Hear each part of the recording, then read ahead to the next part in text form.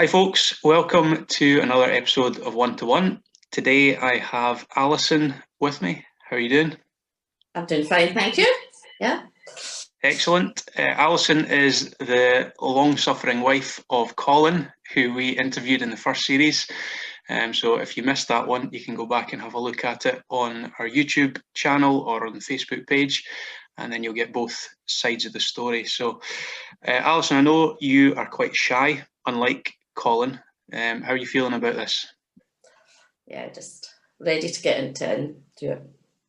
Excellent. Thanks for agreeing to do it. Have you watched the other interviews? Was there any that particularly stood out to you? I think Verena's really spoke to me. I think, yeah, it was. I think it was very challenging and interesting, and just hopefully gives a lot of people comfort that that in some situations you can still come to know the Lord, and that God works in mysterious ways. Yeah, absolutely. Yeah, that was a particularly good one back in series 1. So again, anyone who's not seen it, go back and have a look at that one. It's well worth your time. We were just saying before we started recording that the record for an interview, I think, is about 2 hours. But you reckon you're not going to be as long as that? No chance. We'll see how we go. So I don't know too much about your story, so this is going to be interesting for me as well. We'll go back to the beginning, as we always do. Whereabouts did life begin for you then? I was born in Dunfermline. I was the youngest of 3 girls, and we lived what they would call the top of the town, which is like above the high street. We'd been classed as the top part of the town. Just an ordinary upbringing. Just kind of, my dad went out to work, my mum never worked. We went to various clubs, and after school of that, we just be out. We lived in a kind of tenement. There's 21 houses, flats, and you just out the backy playing with the other kids that lived in the flats, and nothing, just kind of general life. Yes, most people kind of lived then. I always ask this, people that have got siblings, did you get on well with your sisters? Yeah, we did. Yeah, we actually shared a bedroom. The 3 of us were in one bedroom right up until the oldest one left, got married, and then the next one left. So, and I had to share a bed with the sister above me. So that'd be quite interesting if we fell out at night. I just used to draw this imaginary line down the bed and say, "Go over onto your own side, you're not coming near me." But yeah, we got on fine. Good. And what was it, a religious family at all then, or church going or anything like that? My parents were members of a church, Church of Scotland, and like their parents would have been, so there was that kind of on both sides. I don't have a lot of recollection of my dad ever going to church on a Sunday. My mum would go occasionally. I think I might be right in saying that to keep your name on the roll, you had to go to so many communions a year. That kind of rings a bell. But I mean, my mum would go into the Women's Guild, things like that. But certainly it wasn't a case of we all went to church on a Sunday. We were taken to Sunday school. We went to Sunday school, my sisters and I, up through Sunday school. And I went to the Brownies and then into the Guides and that type of thing. Right, okay. Yeah. And did you have much thoughts of God as a child then? I guess you had that sort of input through Sunday school and so on, but did you have much real interest in that kind of thing? In primary school, I think it would just have been that was the way of life. And, quite a lot of people did that. The kids went to Sunday school and into uniformed organisations.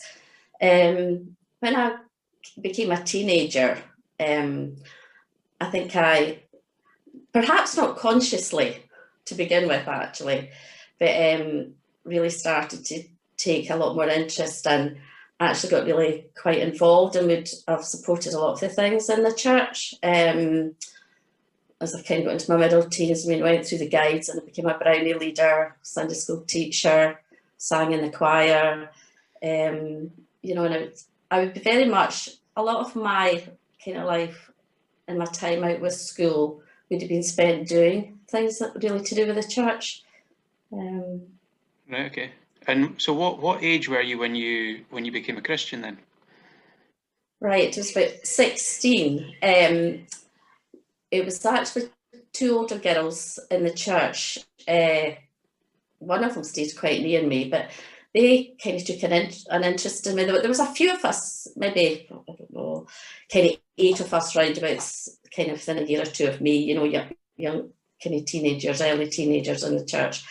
But they would have been kind of 4 or 5 years older than me. And I used to, I don't know, I just seemed to get on really well with them. And I can remember being in one of their houses one night, and both the girls were there, and, you know, they said, I'd be about 15, and they said to me about, you know, Alison, there has to be a personal part of being, it's not just about being involved in everything in the church and going, there has to be a personal commitment. And I mean, I can't remember all what they said, to be honest, you know, but I just remember sitting there thinking, I really need to come before God, and I need to ask for forgiveness for all the things I've done wrong. And when I went home that night, I just sat and I thought about it, you know, and I thought, no, I really want this assurance and this. I mean, my way, you know, kind of think I want this kind of life, you know, and just to live, you know, for God. And I can remember by this time both my sisters had left home, and I remember just sitting and asking God to forgive me for everything that I'd done, and to accept Him. A lot of people, I suppose, go through their whole life attending church and being involved in church activities and things, but maybe have never come to that personal sort of realization and moment when they've actually given their life over to Christ. Was that something that hadn't really particularly dawned on you before that evening, or?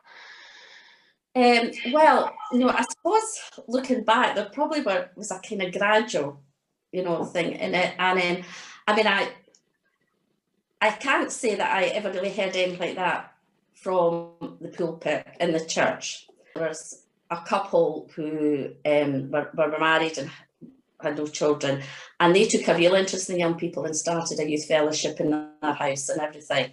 And when I think back to it, you know, I think a lot of the process probably started there, you know, just in terms of, you know, what they taught us and kind of just how they went into Bible stories and that with us. So I think it probably had been, I say, kind of the process had been started, but certainly when these girls actually said that to me, I just kind of thought, yeah, you know, I need to do this. And obviously your sisters had gone to the Sunday school and stuff with you, and your mum, you mentioned, was a churchgoer. How did they respond when you kind of told them that you'd sort of made that kind of personal commitment? Well, I didn't tell them. As I say, my sisters weren't at home. One was married and one was away working elsewhere. And I think probably I just really didn't have that kind of relationship with my mum, you know, and we didn't really discuss things and talk about things. And before that happened, I can remember one night lying in my bed, and when I'd started, the couple that I spoke about that started youth fellowship, when they started, I started reading my Bible at night. And I can remember my mum coming into the room one night and I just pretended I was sleeping. This is before I made profession. And you know, I remember I just heard her saying, "Oh my goodness, you're really taking this serious, aren't you?" And I think I just could never have conversations like, and I know it is really good to tell people, you know, and I know that, but you know, I didn't, you know, at the time it was very much to me and God. I think as well that, did I say, kind of the culture, for sake of a better word, of the kind of church I was in, you didn't really speak about things like that a great deal. I mean, as I got a bit older and one or two of the other young people had made commitments, I mean, one of the boys went away to work full time with OM and everything abroad. You know, we would have spoken ourselves, you know, but it wasn't. Yeah, it wasn't something I kind of went about speaking about, you know. I'm assuming that they wouldn't have done baptism by immersion at the church that you were at. My late teens, one or two of us from the church, we kind of got friendly with some young people from one of the local Baptist churches, and we never had a service on a Sunday night in our church, and we used to go along to the Baptist church at night, and that was always their gospel meeting, and we got really, you know, friendly with, you know, the young people there, and used to go to their youth fellowship and everything, and it was really just through well, witnessing one or two baptisms, but just hearing, you know, obviously the minister speaking about believers' baptism, and I was very anxious about telling my family, you know, about that, because I didn't want them to feel that, you know, what they had done, because they thought they were doing the right thing. But my mum and an aunt and one of my sisters came to the baptism, which was really nice. What did you do after you finished school? Did you go and do some further study, or did you start working, or what happened? I went to teacher training college and did 3 years to train as a teacher, primary teacher, but I've never taught in my life. Decided it was a bad idea? Well, no, it was circumstances, actually. I went to Edinburgh. I just used to travel from Dunfermline on the train every day, and probably people find it hard to believe, but the year that we came out of college, there weren't the jobs for teachers, so there's a lot of teachers unemployed. And I had gone to the Christian Union at Murray House, and got friendly with some girls from different churches around kind of the east of Scotland.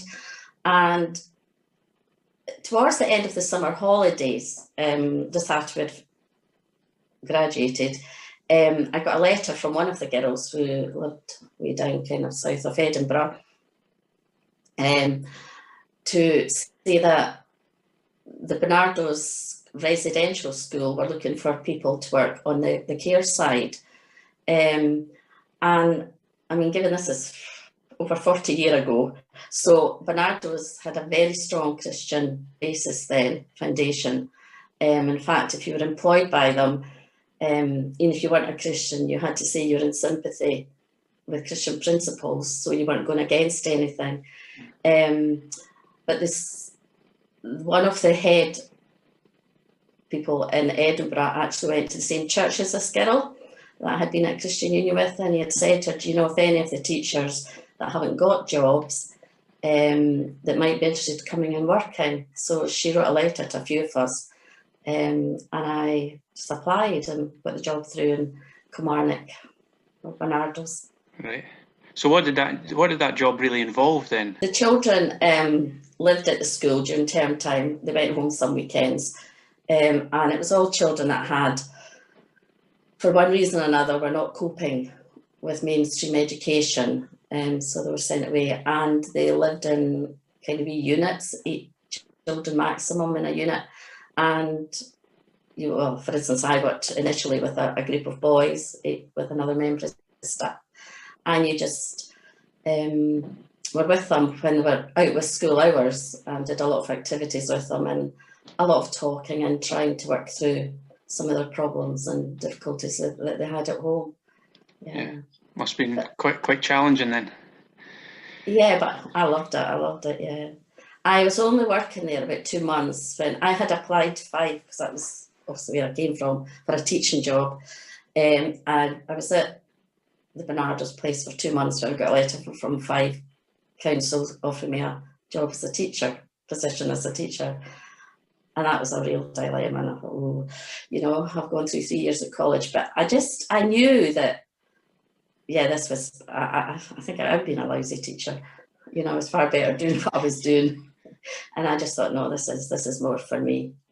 Yeah, it's amazing how some things work out that way. You know, you've got your own plans, and then God's got different plans. Yeah. From my Christian kind of growth point of view, it was one of the best moves, that I made. There was a lot of, I would have said at that time, 75% of the staff were Christians from different churches.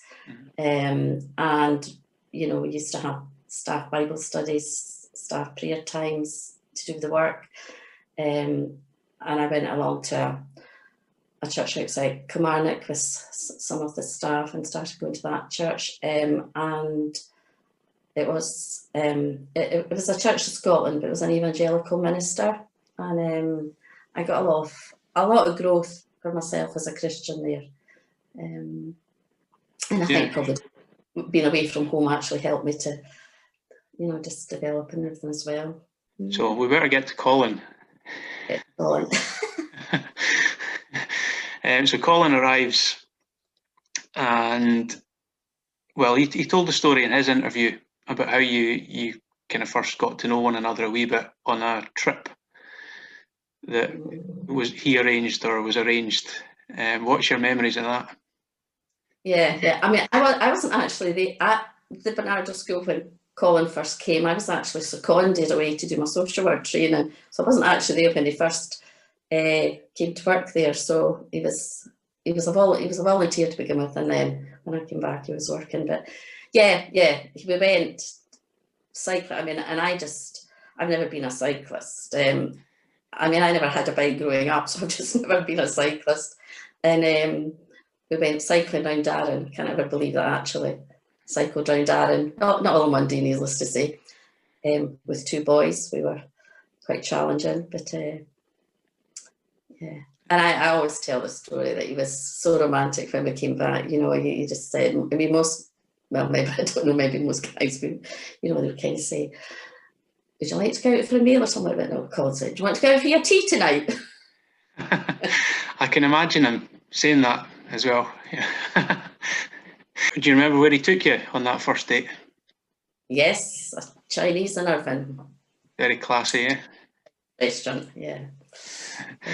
What was it that attracted you to him? Was it the waistcoat collection or the long hair? He didn't have his long hair by then. It was gone. I've only seen the photographs, and he had waistcoats. So I'm gradually trying to get rid of them. We just seemed to hit it off, yeah. So you worked there at Bernardo's for a wee while longer, and then moved up to Aberdeen. Yes, we moved up to Aberdeen in 1990. Yeah, when they closed the school. Yeah, I wasn't working at the time. We had Jason, and I had Jonathan in the March, and the school closed in the June. And we were in tied accommodation. Also, we lived in one of the staff houses, so we didn't have a house in tied accommodation. But Colin, we applied for a job fairly near Kilmarnock, and then we discovered it was a temporary job, and we thought that's not going to work out with getting housing and for security. He applied for a job in Fife, literally about 3 miles from my family, which although by that time my dad was really quite ill with dementia and that, but my sisters were around, and I thought, well, that's good, have some support. But that door closed on that one as well, and then he got offered this job in Aberdeen, and we knew one person in the whole of Aberdeen. But, we just didn't know anybody in Aberdeen, but yeah, it worked out well. And you've got three boys, so Jason, Jonathan and Jordan. A couple of questions about them. Question 1, who's your favourite? Oh, there's no way I can answer that. Got it. Question 2, did you give them all names beginning with the same letter on purpose, or is that just how it worked out? Yes, on purpose. Yeah. Is that so Colin could remember them easier? Maybe, but I know it'll hit us when we're a wee bit older and we'll get them mixed up. I do sometimes now anyway. Yeah. And they're obviously all married now, spread across the country. And how are you enjoying being a granny? I don't know if it's granny get called or grandma or what, but grandma. Yeah, it's lovely. I just wish I could see them oftener, and especially just now, I don't see so much of them. But yeah, no, it's nice. It's a different relationship. So. Were you working while you were in Aberdeen some of the time, or were you kind of bringing up the boys? No, I went back to work. I had stopped when I had Jason, but I went back to work in Aberdeen. And initially, there's a Summerhill care home in Aberdeen, which is care home for the elderly, owned by the Assemblies. And I did some kind of relief work there to begin with, and then kind of a wee bit more and more kind of shifts as it. Colin did shift work as well, so we just kind of fitted it in between us, and I would just maybe do a couple a week or something. I kind of moved around jobs a wee bit in Aberdeen, and then I moved and got a job in the place where we lived. We lived just outside Aberdeen, West Hill, and the Church of Scotland opened it was actually just a flat that they were actually left it, and they had it as a daycare centre for the elderly dementia, and you only had 3 at the most at a time. I really enjoyed that, because it was a bit, they had dementia, but you were able to do, kind of normal things, walk up to the shops with them, take them out to a cafe and everything. And then I did a brief spell in the same school that Colin worked in, and then I went back to the care home and managed it for several years. Right, okay. And did you enjoy that side of things as well, the kind of management side of things? Yeah, yes, I do. MD would say that I like organising. yeah. No, I did. I just enjoyed. Yeah. And I guess with it being a Christian-based care home, were most of the residents or all of the residents Christians that would have been in there then? The majority would have been, yeah, then. Mm-hmm. And I guess that would lend itself to more Christian-based activities and so on than you would get obviously in another sort of care home. Yes, yeah, we would have done hymn singing every Friday afternoon. Some volunteers came in and played the organ for us, and we had services, one night during the week, and then on a Sunday afternoon, sometimes do quizzes that were Bible based. Then eventually, you moved from Aberdeen, and you came down to Pitlochry to manage Fascially House, the Christian Centre. How did that come about again? We used to go to Fascially a lot, well, since the day one. I mean, Colin was down before it even opened, helping doing work at it, But we used to go with our assembly, and we were very involved in camp work, and we used to go every with camp. And it was always a place that we just really loved, and it was our type of place to be really and to work. And I can remember it was one between Christmas, New Year, and the family were all up in Aberdeen, and one of them came in later from the meeting than the rest of us and said, "Have you heard? Fascially are looking for new managers." And Colin and I just kind of looked at each other because we had kind of spoken about it, it's sort of place. So obviously there were 2 boys still at home, so before we even applied for it, obviously we had to speak with them and see what they thought. I think they were quite glad to get rid of us. Yes, we just applied for it and got the job. Yeah. And went there. I think Colin told us in his interview that you were the kind of brains behind the operation. You did most of the work and he cut the grass. Is that pretty much how it worked? Yeah, he just did what I said he had to do. Yeah, just give him a list of things. That's no, we kind of divvied it up. Yeah, no, we divvied it up. And there were certain things that Colin did and certain things I did. It must be quite hard work there, and you've got such a big house to look after, such a lot of grounds as well, so much stuff to be done. It must be pretty hard going, keeping on top of it all. It was, and I think that Colin and I's natures are, we just keep going, we're just that type of couple, and we just keep working and keep doing things, and it's the type of place that you could always be doing something, and yeah. And so what would you say was the best aspect of running Fascially then? I think the best would definitely in terms of meeting so many people. I used to personally really enjoy when we had groups that came with, some independent evangelical groups, like churches that came, and I'll bring in a lot of people who were perhaps not already saved, or first generation, some of them really quite difficult backgrounds, and I just used to think this is what Fascially is about, bringing people like that here. You finished up there, and I guess you had a bit of a decision to make at that point, whether to stick around in Perth, because obviously you were members of Perth Gospel Hall when you were working up there, or move back to Aberdeen. So how did you sort of come to the decision to stick around here?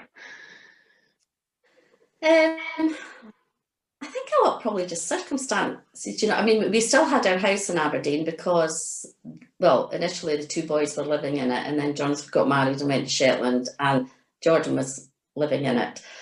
So we still had our house. But I think we felt, I think sometimes when you move away from somewhere, and we would, I would never deny kind of all my growth as a Christian infernally or anything like that, but it's not always quite the same going back to to somewhere. I think also kind of just practically our boys are scattered, in terms of where they live. Colin's family are in Ayrshire, I've still sisters in Fife, and we just felt Perth was really central, for where everybody, just for seeing everybody. Yeah. And we were happy in Perth. Although we were limited in how involved we could get, when we were at Fascially, but yeah. You were involved in the toddlers group up in Aberdeen, and obviously you've been involved in the toddlers down here as well. I just think it's such a great way to get to know families in the area, and because the majority would live kind of locally.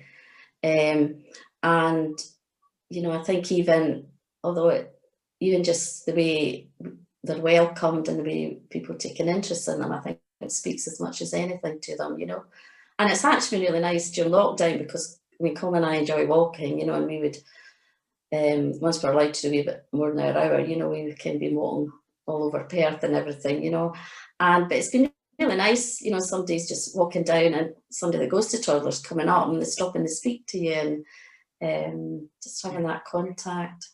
That's the great thing about living close to the Gospel Hall as well, because you do tend to bump into people from the community that through the different activities. Mm-hmm. And you've been involved as well in the Postal Bible School. Maybe just for the benefit of anyone watching who's never heard of that, maybe you could tell us a wee bit about what it is and what's involved. Right. Well, as kind of the name suggests, it's a postal Bible school, and lessons are sent out. Generally, lessons are sent out every month. We've obviously had to change it a wee bit during all the lockdown, but they're generally sent out monthly, and we have markers who volunteer to mark them for us, and children and adults can do lessons, and they send them back to the markers who then send them on to, there's three of us kind of the team that organise it all in Scotland, and they get points, and it's just particularly I think for children that depend where they live, or adults where they live, if they're not actually can get a lot of access, maybe not near a church, or where there's a lot of good teaching, or people that just want to develop more. Sometimes we have parents that are homeschooling and they use them for the kind of the RE side of the curriculum and that. And then another thing, you were in the Perth Gospel Hall virtual choir. Sounds very grand. For anyone that's not seen this, you can have a look on the YouTube channel and you can see the video there. You see Colin and Alison performing along with the rest of the choir. How was that? I did enjoy doing it. I did. When I was in Aberdeen, actually, I used to do kind of singing solos at senior citizens meetings and some gospel meetings and around assemblies. But I mean, I haven't done anything like that, you know, for a long time. And I wasn't too sure really kind of how it would go with the spiritual choir, but no, actually, it was good. Yeah. Yeah. That's good. Did you manage to nail the vocals first on the first take, or did you have to do a couple of takes to get it right? Well, for some reason, Colin and I thought we had to both do it jointly, so that was fun trying to get us both standing at the same time. So I had quite a few takes. Very good. Okay, so we'll move to one or two more sort of general questions just as we come towards the end, like I usually do. Do you have a favourite Bible verse? Yes, I do. It's a very short verse in Proverbs, chapter 3, verse 6. In all thy ways acknowledge him and he will direct thy path. And for me, I just feel that has kind of been my life. I mean, it probably sounds like I've moved around, you know, loads, which I have moved around quite a lot and done, you know, different things. And often at the time, I don't think we realise or recognise God's hand in it, but when we look back, it's often when we see it, you know, and I know that all the moves that I had before I met Colin and the moves that we've had as a family have really been for our benefit, you know, as a family. Yeah. God's had you in the right place at the right time. Mm-hmm. What about a favourite hymn or favourite Christian song? Oh, far too many. What's your favourite one to sing? I was just going to say, I would probably have sung Have Thine Thy Own Way, Lord. I really like. Yeah. Do you want to give us a wee bit of it just now? No, you're okay. Maybe another time. So what's for you looking back over your life so far, what's been the best thing about being a Christian? Having the assurance, I think having the assurance both throughout my life that God is always there, and also ultimately that, you know, when the day comes that the Lord takes me, to be assured of where I'm going to be. You know, I think life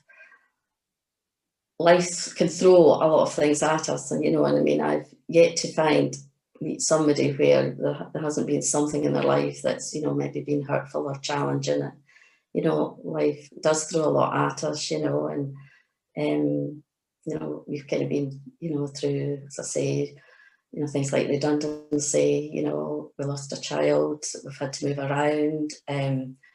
Colin had a major surgery just after our third child was born, and that was quite, you know, tough go. I mean, looking back, you know, and being there, God has always supplied everything, you know, that we needed and guided us. Well, is there anything else that we've missed out that we haven't mentioned? I think so. We've not quite made it to the 2-hour mark, so No. well, I think that's us done. Thanks very much for taking the time to join us and share with us today, especially as you were quite nervous beforehand. Thanks to Colin as well for giving you a wee push to do it. Appreciate that, Colin. Thanks to everyone at home who has watched. Hope you have enjoyed it too. Glad you were able to join us, and all being well, I will be back next week with someone else for another episode of One to One. In the meantime, take care and God bless.